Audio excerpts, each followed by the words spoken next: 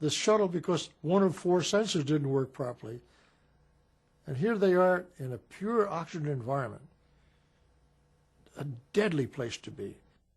They have a plaque at the bottom commemorating the loss of 3, but they should have a plaque celebrating 3 finally got off.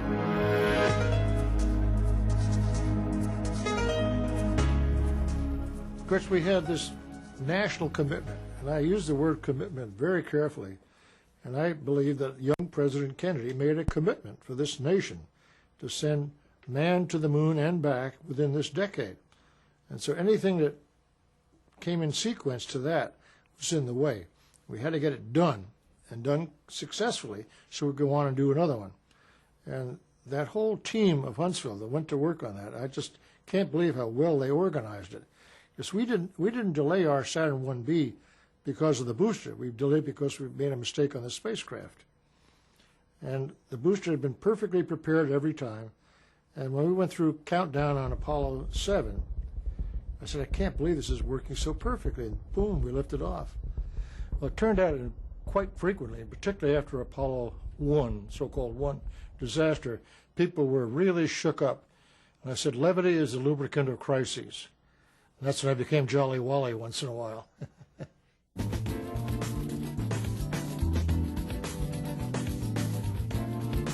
I was ordered by Werner, whenever there was a group of people, more than 5 or 10, Wally, tell the astronaut story, please. This is before we landed on the moon.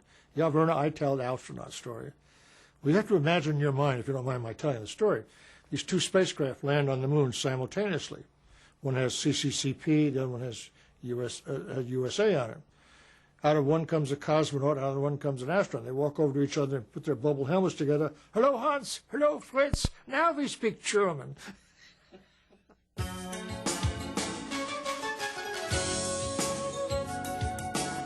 But I'll never forget sitting in the so-called CBS control room with Walter, thinking, my gosh, here I am with the world-class commentator, the man who the whole nation respects. What am I going to say?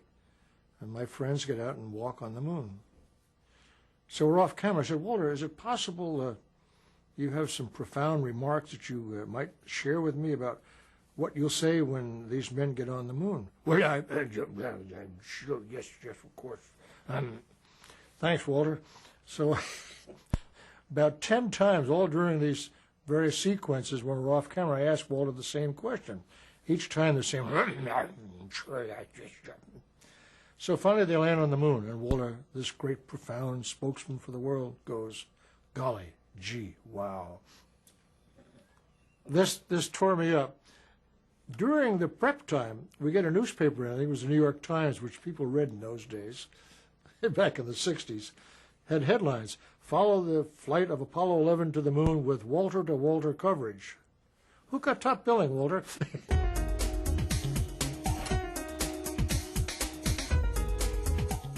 I will never forget Ed Buckby sent me a report, which is about a 10 or 12-page report on how to go to Mars that was presented by Werner within less than a month after we landed on the moon. I'm talking about August of 1969 was the date of that report. I had tears in my eyes when I started reading it. Everything was there, laid out completely on how to go to Mars and back. Notice I say and back. I learned the and back from Mr. Kennedy, and also I like to confirm my round trip. Oh, it would be somewhere in the 80s. This was 69. Now, what's interesting about Werner is that my favorite visualization of Werner in an engineering meeting, Werner chairing it, particularly in Huntsville, but it could be in Houston as well. And Werner's making a presentation about some of the work that's being done by his team on the S-1B or the S-4B or the Saturn V. And he said, well, no, we have this idea here where we can improve this, Fritz, you tell him it was your idea. He gave credit to Fritz instead of doing it himself. Now that is a real leader. And I've yet to meet a staff man who doesn't have that same opinion of Werner, that Werner would always make it a team effort, not just Werner thought of it. That really hit me very deeply.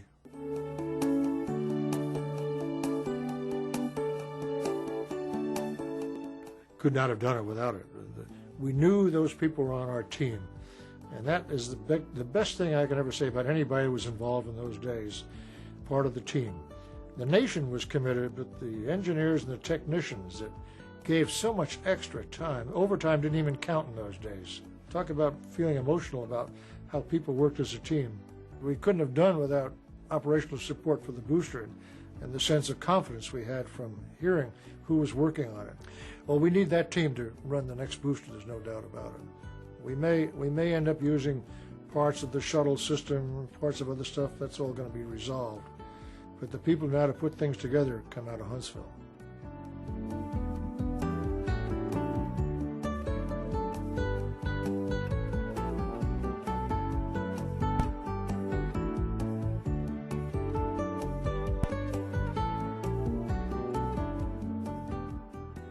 Someone asked me, Wally, would you like to fly in the shuttle?